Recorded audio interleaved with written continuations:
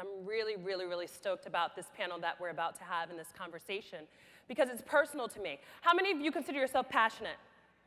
I figured as much. I am very passionate as well, but I'm also a firm believer that passion is not enough, right? In order to build something, in order to make something tangible, humongous, build big businesses and enterprises, it takes a lot of work. So I'm excited to welcome to the stage two dynamic women who have done that. You know them both. The first, I'm going to welcome to the stage Miss Gabi Gregg. Come on, Gabi. Looking gorgeous with her Snapchat sunnies. As you know, Gabi is the founder and creator of Gabi Fresh. Yes. And you have done a lot of amazing things that we'll talk about. Thank you. But she launched the Fatkini campaign that went viral 5 years ago, and then since then have a swimsuit line and so many other things. Next to the stage, I'd like to welcome the dynamo that is Anastasia Ashley. She's been a surfer. Look at her. So amazing. Anastasia has been a surfer since 7, and so obviously passionate about surfing, and then turned it into this huge business and has more than 3 million followers, right? And so many companies and businesses and produces content and creative director. Ladies, welcome. Thank you. Welcome. Let's give it up Hey, guys. for them. So I'm really, really excited about this conversation. One, because both of you have been very successful at doing what you do. How did you come to understand and define your brand voice? Who wants to take it? Sure. So, I hope this doesn't go against what you were just saying in the introduction, but mine really was pretty organic. I started in 2008. I was very active online on a website called LiveJournal, if any of you guys remember that. And I found out about body positivity before it was a mainstream thing. It was just a community on LiveJournal dedicated to fat women wearing clothing, and I was so obsessed with fashion, and I was so excited to find other women like me. And something that I still thought was missing, though, was that younger perspective and people who really were into the trends that their friends were wearing. And I got a lot of compliments when I would be in the communities, and so I decided to branch out on my own and start a website. And it grew pretty quickly just based on, you know, my ideas, number one, and number two, the fact that there wasn't a lot out there like that, and timing. 2008, it was just, blogging was a baby. So I was able to garner an audience pretty quickly. So for you, Gabi, what's very clear is that you saw a vacancy. Yes, exactly. In that, right? Yeah. And so it was about really identifying where there was a void.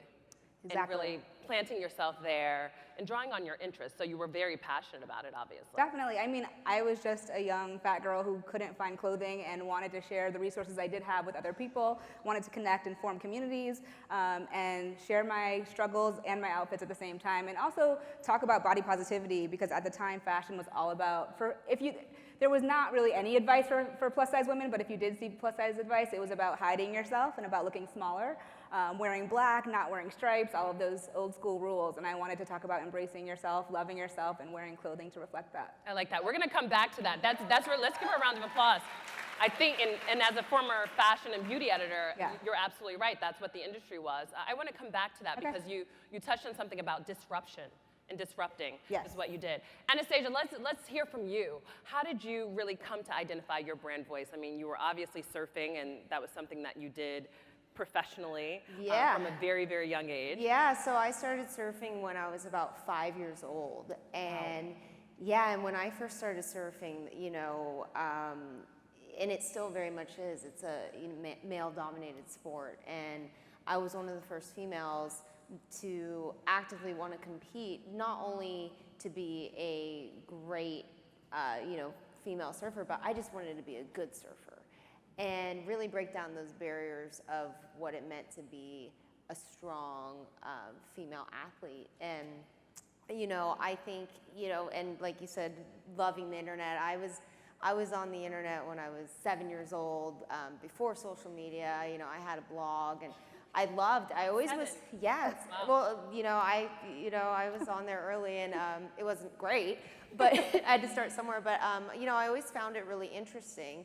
So I competed for about over 20 years, and in the last couple of years with the rise of the internet and social media, I really had a lot of fun and really got to explore different passions of mine, whether it be modeling or doing TV and different creative outlets for myself, and it's really just taken off, and I'm having a lot of fun with it.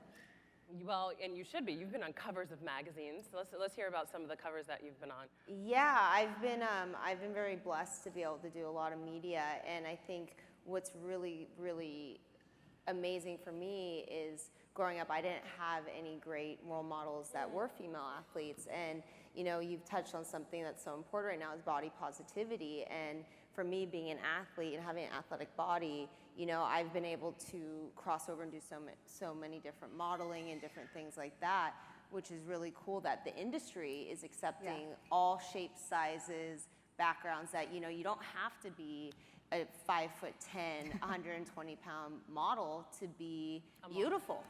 Absolutely. And that's because of the work that you do, and obviously the work that everyone out here does as well. You started to talk about the idea of role models, and not necessarily having the role model as an athlete. How did that impact you in deciding to really kind of go forward and be a role model for others? Yeah, I for myself, I just felt like there was something missing, and I think something that I really wanted to portray is that you can be this strong, powerful woman, but also be feminine and also have fun, and also not just be boxed into doing one thing. And for me, it's been a lot of trial and error, and just being creative and looking outside the box and having fun. Wonderful. So I'm sure that so many people come to you and they ask you for advice, when you're launching something. And like you said, Gabby, it's a different landscape now in 2017. What is the piece of advice, one or two pieces of advice that you give to young women who want to start blogs and make it profitable? What do you say to them? First, I ask them why they want to do it. If it's a lot of people, I think, are just now starting Instagram accounts or blogs. I don't want to say for the wrong reasons, but basically for fame and or to get free things. And they assume that influencers don't work hard or that it's an easy industry when it's really not. So I ask them why they want to do it, and then I ask what value will they be bringing. So I think they have to ask themselves that. It's like, what are you bringing to the table or to the industry or to the world that doesn't already exist? Or if it does already exist, how are you making it better? So really honing your voice, honing your focus, because if you're just adding to the clutter, you're not really going to get where you want to be. And again, it is so saturated now that it's much harder than it was 10 years ago to make a name for yourself. Yeah, so that's a very interesting point, because when you ask yourself what you're going to add to the world, right, it changes the framework of what you're going to do, and it's like setting your intention. Exactly. I'm interested to hear some of the answers you've gotten in the past. When you say that to someone, do they say they have to go back to the drawing board and think more about it? Sometimes they do. I think they have to be a little bit more introspective than they had been, because I think what a lot of us are doing are looking on social media or Instagram and saying, oh, I want to be like that, and then doing that. When that's not necessarily the best route. I mean, can that work? Yes. If you're really lucky, that can work. If you're the industry's version of beautiful and you have a lot of money and disposable income and you want to be a fashion blogger, sometimes that does work for people, and that's amazing, and they're very privileged to be in that position. But if you're starting from the ground up, I don't think that assuming that just by taking pictures of your outfits, you're going to land a cover of a magazine is necessarily the smartest thing. So really asking yourself what are you adding to the conversation that's not happening already? That's powerful. So we all should be thinking about what's the void in the market, what are we really adding, and how can we differentiate ourselves in the market. What about you, Anastasia? What piece of advice do you give to people when they say, well, how can I do what you do? Yeah, I think touching on your point as well is kind of, and you hear these words about being authentic and staying true, but it's really true, because I think nowadays, especially on social media and on the internet, is people are really clued into what's real and what's not, and I think there is a lot of that perfect image and everything stylized, and I think there is a oversaturation in that. I mean, who doesn't love a beautiful picture? But I think people want to know more of the story and have more realness to it now, and I think if I was to offer any advice, is really just, finding something that works for you, because different things work for different people, and I think really being authentic. I love that. So Gabi's point is to find the void, really stand for something. Anastasia says, be authentic. And for me, I think it's also really being an expert, really learn and study. Yes. Really, if you're about makeup, take the classes to become a true makeup artist so that way you're really offering the expertise as well. I think also Gabi had a great point is, it is a business and it is really hard. And I think really, really don't take no for an answer and really go for it. And like you said, invest the time, learn a skill, hone your craft, and really, really go for it. Yeah, I think finding someone who you can trust to tell you the truth is good too. Ooh, I love that. Because I think if you're getting a lot of no's and you're not getting the followers you want, asking someone who you trust, what could I be doing better, is really important. I think a lot of people are just like, oh yeah, your blog is great, but they don't want to hurt your feelings.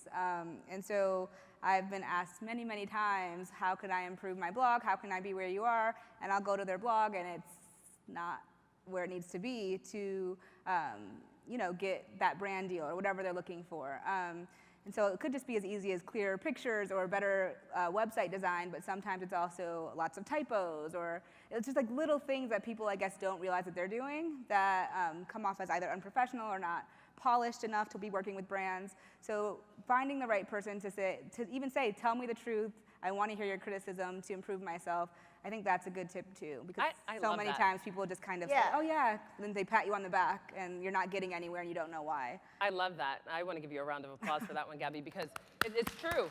And dare I say, here we are in this room at this amazing conference all weekend. Meet someone that you don't know, who is an expert in their own right, and ask their opinion. And it's really about tapping into people who you don't necessarily know, always, because they're going to be a little bit more honest. I love where we were going with this conversation because you talked about business and how to build business. You also talked about partners in a way. How do you get the right partners? And what is that like? What is the process for getting a business partner? If it's time to get a business partner, what is that process like? Let's start with you, Anastasia. Yeah, I think it's about, for myself, I ran my business for years and years and years by myself, which is a lot of work. And how many years? Up until last year or so. So, I think for me, it was really about meeting someone who our ideas and creativity matched, which it could be really hard, but what I've learned is it takes a team, and it takes having great partners and having other people, and again, what you guys were touching on is, getting other opinions. And I think, 2 brains, 4 brains in a room is better than 1. True. I agree. I agree. And how about you, Gabi? And be a partner. It doesn't necessarily have to be just a business partner. If it was management, how did you go about that process? So there are a few things. I remember reaching out to a management company as soon as I heard about them, because I was like, oh my God, this is what I need, because I was getting brand deals and I didn't know how to negotiate. I didn't really have, I don't have a business mind, I have a creative mind. And I've learned over the years to be more business minded, and I've made mistakes and learned from them. But naturally, I have ADD, I'm a creative person, it's very hard for me to keep track of things. So I was like, oh my gosh, there's a blogging agency, I need to be signed with them, and this is years and years ago, before that was a common thing. I didn't hear back, so I would email them and tell them my stats, tell them my ranking, tell them where I was, how I was the, premier plus-size fashion blogger, and all these things. Didn't hear back. Crickets. Yeah, so that's fine, that's fine, but I didn't really know why, and I kept doing what I was doing. And eventually, that agency happened to be representing a brand, and it was their first plus-size brand they ever represented. And because of that, they looked into the plus-size space and were blown away. And they were like, we are so sorry. Will you please sign with us? I love that. And so that's how I got signed. But I say that to say I think it doesn't hurt to reach out to agencies or partners, whatever you may need, but either don't take no for an answer or don't think it means that you're not good enough. Keep doing what you're doing. One of my favorite quotes is, be so good they can't ignore you. So for a long time, I was ignored in this space because of my size and race and all of these things. And once you continue to do what you're doing to the best of your ability and get better and become an expert and also have the numbers to prove what you're doing is working, then people will approach you. And it's not to say you can't approach them, because obviously I did, and that's something we all need to do. But if it doesn't work out, keep going. Don't take it as a sign to stop, basically. I love it. Do you think there is a time now, like when you have a certain number of followers, when you should be looking to find brand management or partner with brands? What's the number for you? I don't really think there's a certain number or Neither. anything. And when you say, looking at management stuff, I mean, some of the most successful people I know, and myself included, is, I have no problem doing a cold call myself to this day, and waiting till that person calls me back. And, I think, even a lot of people who do have managers and stuff, the people that I know that are highly successful, is they take a lot of matters in their own hands still, and they're not expecting, a manager to come in and change their career. But I mean, I think, like you said, is, I think it's a great thing to constantly be talking to people, and whether it be socializing or pitching yourself. And I think a lot of people really do respond well to, having that fire and that excitement, and really having that passion for yourself and what you do. And I think it's kind of contagious when you talk to someone and they feel that you're like, yeah, you really want to work for that brand, you really want to be a part of this event, or you really want to be doing this thing, instead of maybe sometimes even a manager talking on your behalf. Absolutely. So all of the passion hands that went up earlier when we came out, you have to keep going. And that's what we're hearing again and again. Just keep going, be about the work, do the work, and keep knocking on those doors. I want to ask about one of the deals, like when you first got your first brand deal and started to make a profit. What did you have to do? What was the negotiation process like?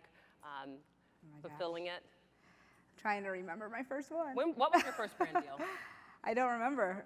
Is that bad? No, I don't remember what my first brand deal was. I know in the very beginning I definitely made some mistakes. So again, I started so long ago that I was way too excited that a brand approached me, and I was saying yes to things that I should not have said yes to, and that's something I've learned along the way. Like I was saying yes to free soap. I was like, sure, I'll blog about soap, and that was probably not the best idea because I was just undervaluing myself. So I can't remember so in the beginning it started as most of us do with basically gifting and being asked if I would wear things in exchange for being sent a free item.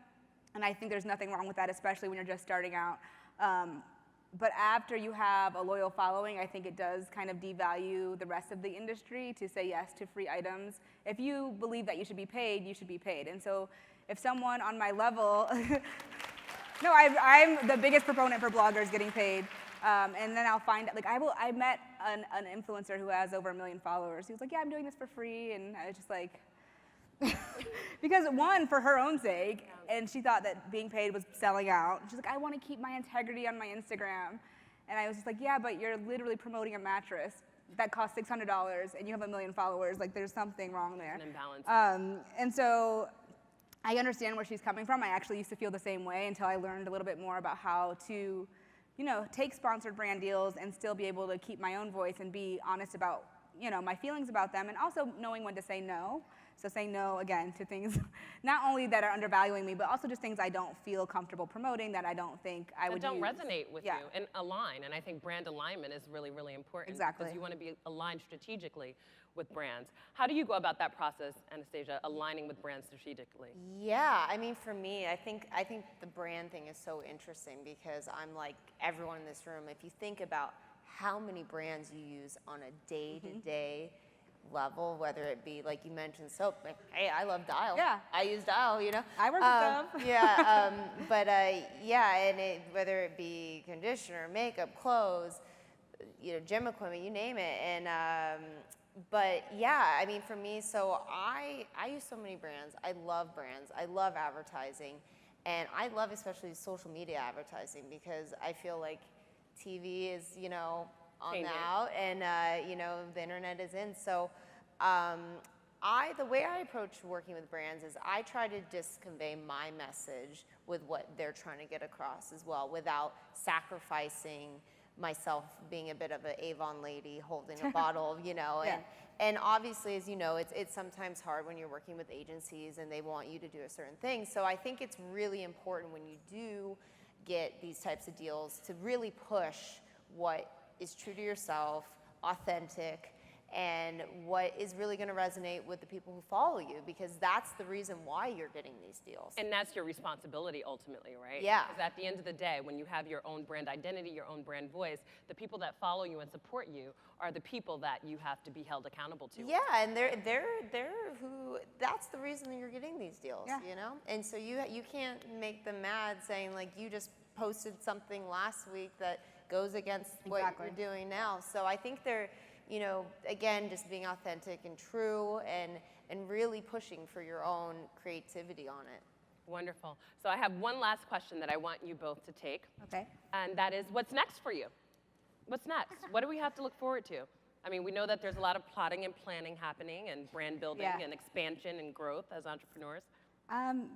So there's, I can't really talk about it, but something very exciting that you may expect me to do is happening very soon. And I'm also working on my swimwear collection for the 6th year. My current collection is out now, and my next one comes out in January. I believe there should be a discount code in your bags. Woo! Swimsuits for all. Yes, right. swimsuits for all. And Anastasia, what's like next for you? You know, I think really just having fun and enjoying this moment that we're in right now, and the moment I am in, really appreciating what's going on. You know, I get to do so many different fun projects, and for me, I really want to get back to my roots and start doing some really heavily sport-based and surf-based projects. So hopefully more to that in the future, and spending more time in the water. Wonderful. Let's give it up for Anastasia and Gabi.